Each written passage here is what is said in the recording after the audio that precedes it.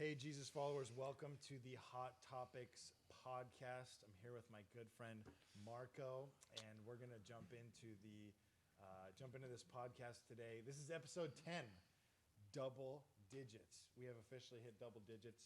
I'm calling it episode 010 because we're going for the hundreds. Much better that way. We're going for the hundreds. So let's do this. We're gonna jump into this, and but first, I always like to throw off our new guests with a nice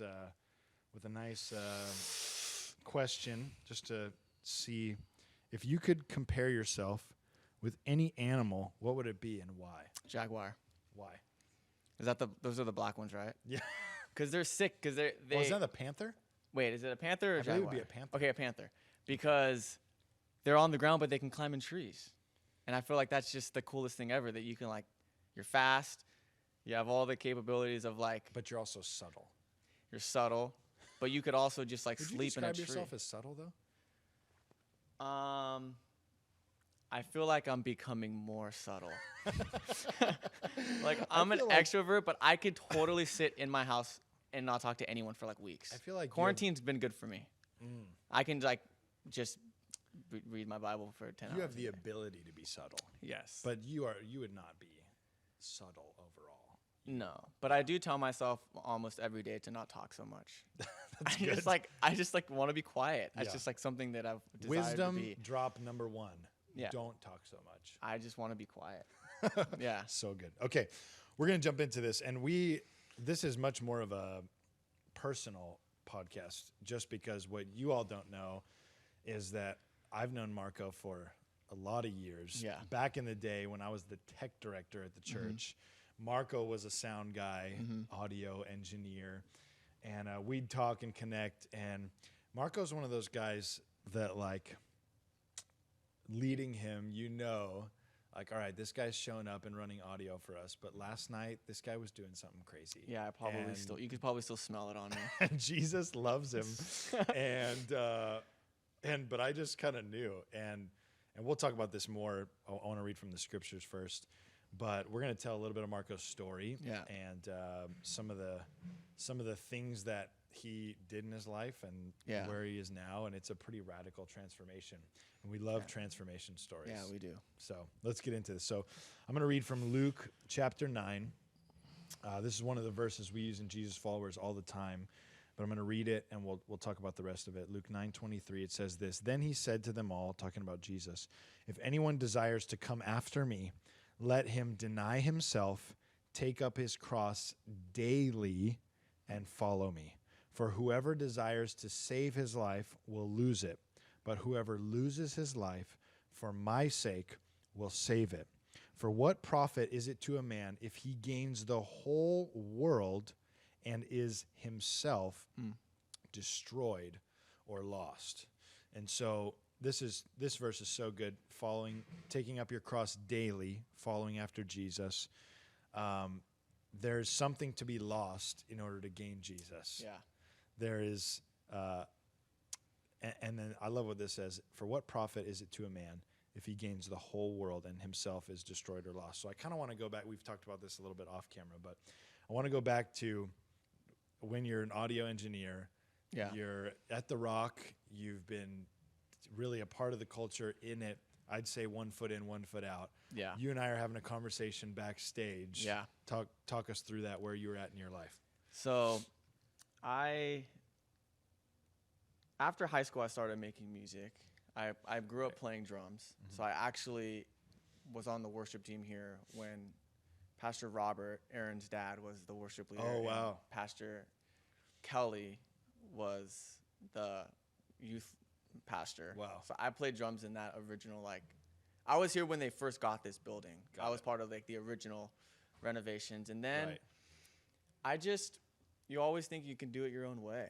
And so I never denied Jesus, but I just stopped going to church. I had some anger issues with my mom and dad and them splitting up. And so a lot of my music was very anger based. And I had to prove something.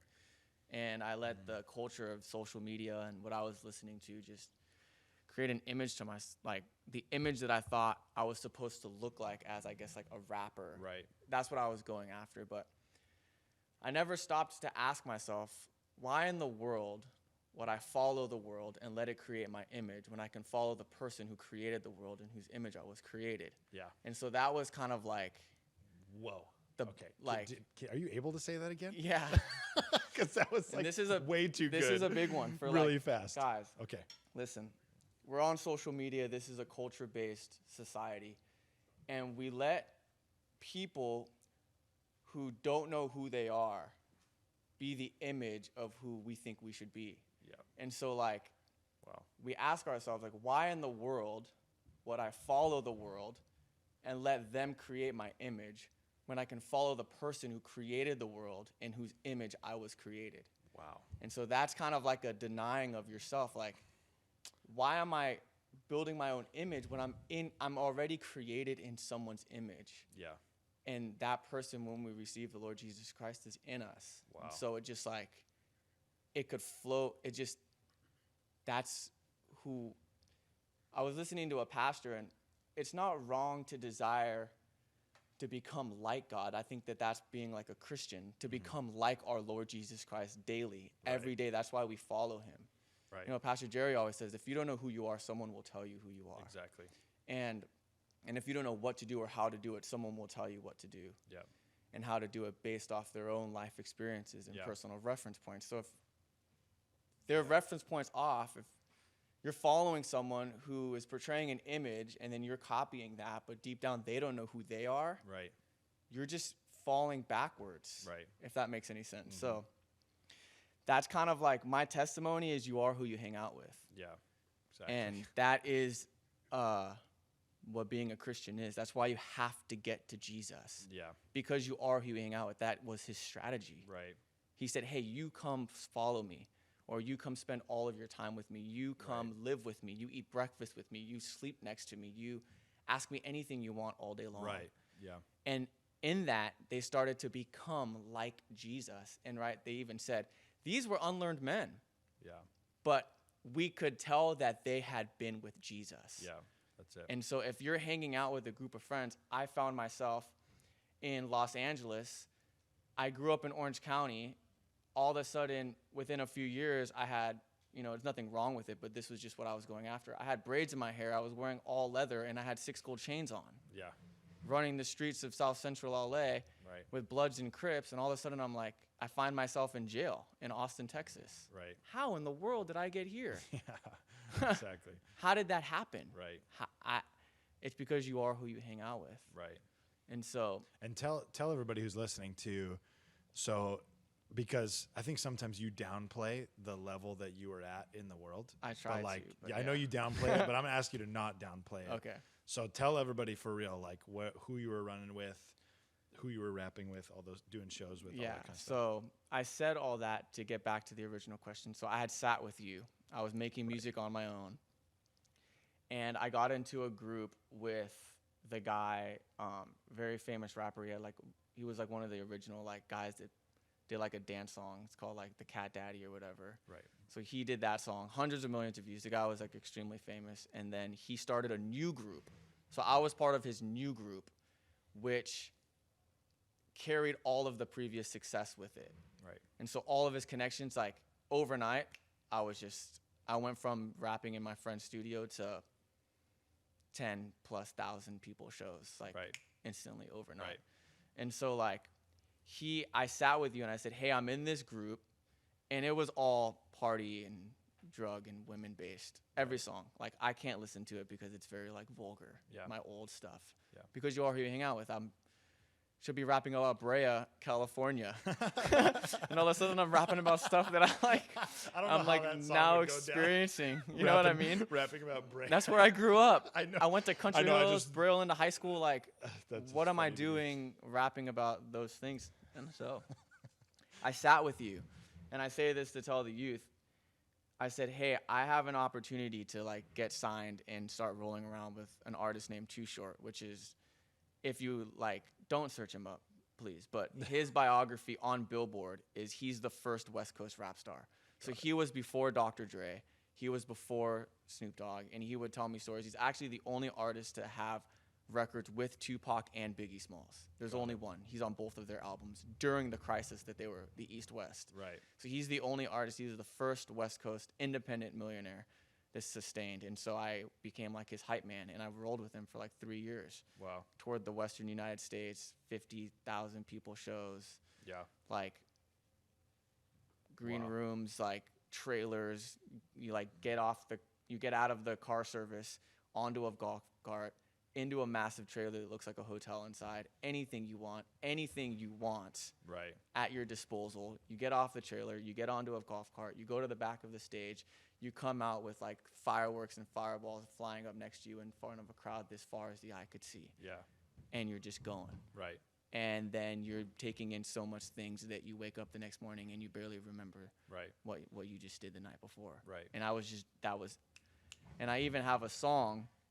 You guys might not know who this is, but with one of the members from Bone Thugs and Harmony, and I have a song with him. And the chorus that I wrote was, "I'm only famous when the sun goes down," because I would feel the celebrity lifestyle of the rich and famous, and it became everything that I wanted to pursue.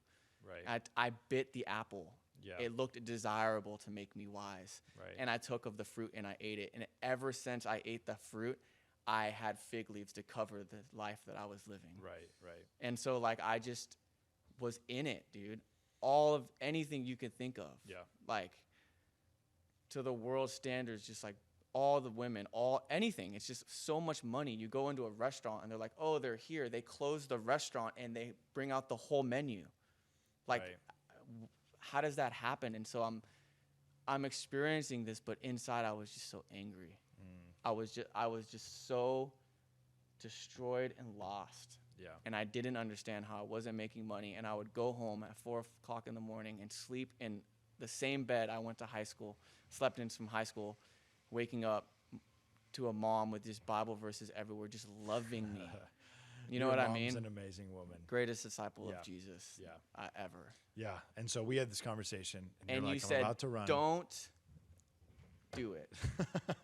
This is like Pastor Jerry's preaching on stage. We're backstage. Backstage. In the church. You're telling me about all this stuff, and I'm like, bro, you can't run like You this. actually said, "Don't do it." And I walked away and said, "This guy doesn't know what he's talking about." Right. And that would 6 or 7 years ago? Yeah. So now you're here. And so now I'm here. You reached your surrender moment was when? Rock Conference 2016. Yeah. Pastor Jerry's message, starting from done. Yeah. That was it. Yeah. Finally broke through. And I had come to the end of myself. Yeah. And I just was like, I'm done. But the thing is that when that conference started, I was going through such a time that I decided in my mind to go. And that was like the breakthrough. So Yeah. I went, the Bible You says. were ready. Yeah. Yeah. And the Bible says after, we often stop at the parable of the sower, like the sower sows the word, but after, it's the same ground that reaches the 30, 60, and 100-fold. It's not 3 different grounds, one for 30, 60, and 100. And the 100-fold isn't 100 plants from the one seed nor 100 seeds. It's that the seed that's sown in the ground can reach its full potential. Right. Of 100-fold. Right. And Jesus tells us the only way that happens is if you measure what you're listening to. Right. And so I went to Rock Conference 2016 to measure what I was about to hear. Right. I went expected to be changed, listening to the same pastor I grew up to my whole life. But that was breakthrough. But that one, Yeah. I was just on the edge of my seat, and I said, I have to hear, like they always say, the one word from God that will Yeah. change my life forever. Yeah. And I did, and Jesus came, and I was sitting on the edge of my roof that night, Friday night, September 9th, I believe it is, or 3rd, 2016. And it was so undeniable in my spirit. I just heard Jesus call out to me by name and said, "Stop what you're doing and watch what I'll do." Wow. And that was it. I got saved. Yeah. That was just, and the fruits of that is I haven't missed a day of reading my Bible since. Powerful. Not one day. And I never Powerful. will. You know what I mean? In other words, Jesus said, "Follow me." Yeah. And I became a Jesus follower Yeah. from that day forward. And and it's just awesome. It's awesome to see where you're at now, knowing where you were, calling those things out, and the Lord has restored so much. And I guess we'll get into more of your story and that restoration process in the next podcast. But if you could, where you were at, what you tasted, because it says, what profit is it to a man if he gained the whole world and himself is destroyed or lost? I've never experienced what you're talking about, from the plane to the golf cart to the hotel. It's gnarly. I mean, it sounds pretty cool. But at the same time, with all that was going on with that, like you said, it left you empty. So what do you, to someone who desires that, what is your message to them to close this one out? It really is this: you are who you hang out with. Yeah. That was his strategy. And so Jesus' strategy. Right. And I really believe that. Like, following Jesus, like love, is a decision that you have to make daily. Right. Every single day. Right. And so, I mean, you could listen to it from me, or you could do what I did when I heard you tell me not to do it and hear me say don't do it. But Right. at the end of the day, like, those things, I know some of the wealthiest people on the planet, they're the loneliest people ever. Yeah. And you will obtain, I mean, Satan even said to Jesus, I'll give you all the kingdoms of the world in an Right. instant if you would come down and worship me. Right. And so it isn't impossible to obtain those things, but you will destroy yourself. Yeah. You will lose yourself. And so you have to sit and just think, like, is this worth it? Right. Because it seems that way. Is your soul worth it? And even what this is saying is, you could get the whole world. What is it to you if you go to hell? Right? Yeah. And it seems like, to me, even what you're saying, you were riding this adrenaline high of what it looked like to have all these things. But when you laid your head down at night, you hated who you were. I hated it. Yeah. And I hated where I was. It was interesting. And then Right. the next morning I'd wake up. I mean, thousands of dollars worth of clothes. It was like I had a brand new outfit every single day for years. Right. When I gave everything away, like thousands and thousands and thousands. It meant Right. nothing over time. Right.